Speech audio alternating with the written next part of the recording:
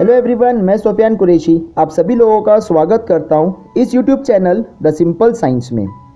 आज हम लोग एक नया टॉपिक पढ़ेंगे जिसका नाम है partial internal reflection and total internal reflection.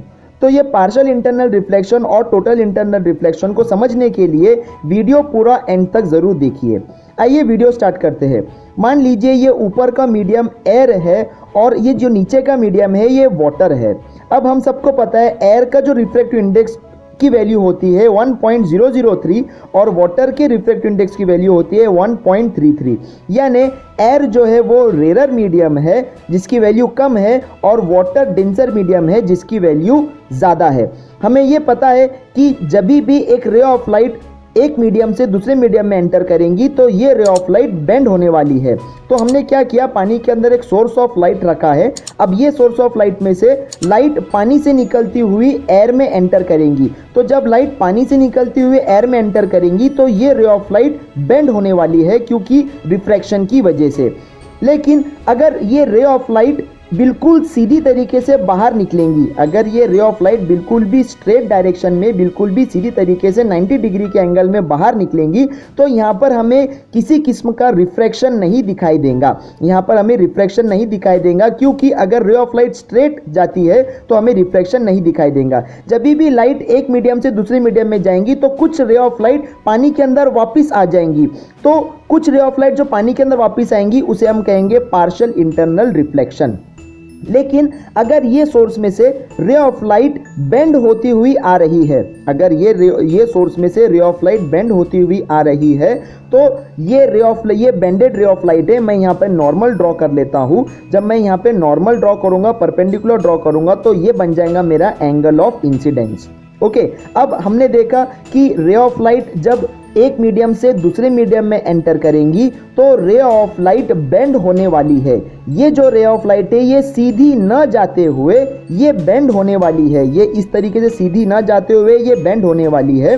तो हम ड्रॉ कर लेते हैं ये किस तरीके से बेंड होंगी। तो ये रे ऑफ लाइट कुछ इस तरीके से बेंड हो जाएंगी। लेकिन ये जो रे ऑफ लाइट है ये नॉर्मल से दूर बेंड होंगी। The ray of light will bend away from the normal. ये रे ऑफ लाइट नॉर्मल से दूर बेंड होंगी। क्यों? क्योंकि रूल है जब भी ray of light denser medium से रेयर मीडियम में एंटर करेगा तो रे ऑफ लाइट नॉर्मल से दूर होगा। रे ऑफ लाइट कहाँ होगा? नॉर्मल से बिल्कुल भी पूरी तरीके से दूर होगा। तो कुछ रे ऑफ लाइट पानी के अंदर रिफ्लेक्ट हो जाएंगी। देखो, maximum ray of light reflect होंगी लेकिन कुछ रे ऑफ लाइट पानी के अंदर रिफ्लेक्ट हो जाएंगी। तो ये जो रिफ्लेक्टेड लाइट है इसे हम कहेंगे पार्शियल इंटरनल रिफ्लेक्शन। लेकिन अभी भी हमारा टॉपिक है कि टोटल इंटरनल रिफ्लेक्शन क्या है। तो ये अगर एंगल ऑफ इंसिडेंस है तो ये बन जाएगा एंगल ऑफ रिफ्रैक्शन। लेकिन ये एंगल ऑफ रिफ्रैक्शन नॉर्मल से दूर बेंड होने वाला है। ये जो एंगल ऑफ रिफ्रैक्शन है ये नॉर्मल से दूर बेंड होने वाला है क्योंकि ray of light denser medium से रेयर मीडियम में एंटर करेंगी। अब अगर मैं एंगल ऑफ इंसिडेंस बढ़ा लूँ, तो स्नेल्स लॉ के हिसाब से एंगल ऑफ रिफ्रैक्शन भी बढ़ जाएगा। स्नेल्स लॉ का कहना यह है कि अगर मैं एंगल ऑफ इंसिडेंस बढ़ा लूँ तो एंगल ऑफ रिफ्रैक्शन भी बढ़ जाएगा। तो ये एक दूसरी रे ऑफ लाइट है जिसका एंगल ऑफ इंसिडेंस पहले वाले से थोड़ा ज़्यादा है। तो मैं वापस से यहाँ पे एक नॉर्मल ड्रॉ कर लेता हूँ, एक परपेंडिकुलर ड्रॉ कर लेता हूँ। तो यहाँ पर मेरा बन जाएगा एंगल ऑफ इंसिडेंस 1। ये बन जाएगा एंगल ऑफ इंसिडेंस 1। अब जब एंगल ऑफ इंसिडेंस बढ़ गया तो एंगल ऑफ रिफ्रैक्शन भी बढ़ना चाहिए। अब एंगल ऑफ इंसिडेंस बढ़ गया तो एंगल ऑफ रिफ्रैक्शन भी बढ़ना चाहिए। और ये एंगल ऑफ ये जो रिफ्रैक्टेड रे रहेंगी ये नॉर्मल से और दूर बेंड होने वाली है। तो ये कुछ इस तरीके से नॉर्मल से और दूर बेंड होंगी और ये बन जाएगा मेरा एंगल ऑफ रिफ्रैक्शन। लेकिन कुछ रे ऑफ लाइट, इसमें से कुछ रे ऑफ लाइट रहेंगी जो पानी के अंदर वापस से रिफ्लेक्ट हो जाएंगी। मैक्सिमम लाइट तो रिफ्लेक्ट हो गई लेकिन कुछ रे ऑफ लाइट रहेंगी जो पानी के अंदर रिफ्लेक्ट हो जाएंगी, जिसे हम कहेंगे पार्शियल इंटरनल रिफ्लेक्शन। जो मैंने आपको पहले भी कहा इसे हम कहेंगे पार्शियल इंटरनल रिफ्लेक्शन। लेकिन अभी भी हमारा टॉपिक है कि टोटल इंटरनल रिफ्लेक्शन क्या है। तो वापिस से अगर ये एंगल ऑफ इंसिडेंस को मैं और बढ़ा लूँ, जैसे कि मैंने कहा था कि एंगल ऑफ इंसिडेंस बढ़ेगा तो एंगल ऑफ रिफ्लेक्शन भी बढ़ेगा, तो अगर मैं एंगल ऑफ इंसिडेंस और बढ़ा लूँ तो ये कंडीशन के अंदर क्या होगा, ये नॉर्मल ड्रॉ कर लेते हैं पहले, ये मेरा बन जाएगा एंगल ऑफ इंसिडेंस। तो अगर मैं एंगल ऑफ इंसिडेंस की वैल्यू बढ़ा लूँ तो ये जो एंगल ऑफ रिफ्लेक्शन रहेगा, तो ये कंडीशन के अंदर एक कंडीशन ऐसी आ जाएंगी कि एंगल ऑफ रिफ्लेक्शन बिल्कुल भी 90 डिग्री हो जाएगा। तो ये एंगल ऑफ रिफ्लेक्शन 90 डिग्री होने की वजह से ये जो रिफ्लेक्टेड रे रहेंगी ये पानी को बिल्कुल भी पैरेलल रहेंगी, तो मुझे ये रे दिखाई नहीं देंगी क्योंकि ये एंगल 90 डिग्री का बना हुआ है। ये जो रिफ्लेक्टेड रे रहेगा, रिफ्लेक्टेड रे एक 90 डिग्री का एंगल बनाएगा। जब रिफ्लेक्टेड रे 90 डिग्री का एंगल बनाएगा तो ये जो रे है ये पानी के सरफेस के साथ मैच हो जाएंगी, पानी के सरफेस के साथ मिल जाएंगी, इसीलिए मुझे ये रिफ्लेक्टेड रे नहीं दिखाई देंगी। लेकिन जब भी रिफ्लेक्टेड रे का एंगल 90 डिग्री बन जाएगा, जब भी रिफ्लेक्टेड रे का एंगल 90 डिग्री बनेगा तो एंगल ऑफ इंसिडेंस को मुझे क्रिटिकल एंगल कहना पड़ेगा। जब भी अगर एंगल ऑफ रिफ्लेक्शन 90 डिग्री रहेगा तो जो एंगल ऑफ इंसिडेंस है वो एंगल ऑफ इंसिडेंस को मुझे क्रिटिकल एंगल कहना पड़ेगा, और क्रिटिकल एंगल को IC से लिखते हैं।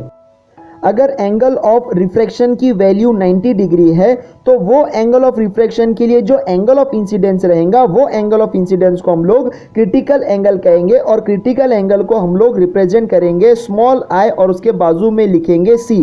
लेकिन अगर कोई एक रे ऑफ लाइट है जिसकी वैल्यू जिसका angle of incidence critical angle से भी ज्यादा है, तो ये एक रे ऑफ लाइट पानी में से आ रहा है जिसकी वैल्यू क्रिटिकल एंगल से भी ज्यादा है, तो यहाँ पर अगर हम परपेंडिकुलर ड्रॉ करेंगे तो यहाँ पे मुझे मिल जाएगा एंगल ऑफ इंसिडेंस। ओके, लेकिन ये जो एंगल ऑफ इंसिडेंस है इसकी वैल्यू क्रिटिकल एंगल से भी बड़ी है। ये जो एंगल ऑफ इंसिडेंस है इसकी वैल्यू क्रिटिकल एंगल से भी बड़ी है। अगर वैल्यू क्रिटिकल एंगल से बड़ी है तो इसका एंगल ऑफ रिफ्लेक्शन भी काफी बड़ा होना चाहिए। देखो शुरू से हम लोग देखते आ रहे हैं कि अगर पहला रे ऑफ लाइट है तो ये नॉर्मल से दूर बेंड हो रहा, दूसरा भी नॉर्मल से दूर बेंड हो रहा, तीसरा भी नॉर्मल से दूर बेंड होके पानी को पैरेलल हो चुका है। लेकिन अब ये तीसरा जो रे ऑफ लाइट है ये और बेंड होगा और ये रिफ्लेक्ट होने की बजाय ये पानी के अंदर रिफ्लेक्ट हो जाएगा, और पूरी के पूरी जो लाइट है वो पानी के अंदर रिफ्लेक्ट होंगी, रिफ्रैक्शन नहीं होगा, सिर्फ और सिर्फ इसके अंदर हो जाएगा रिफ्लेक्ट।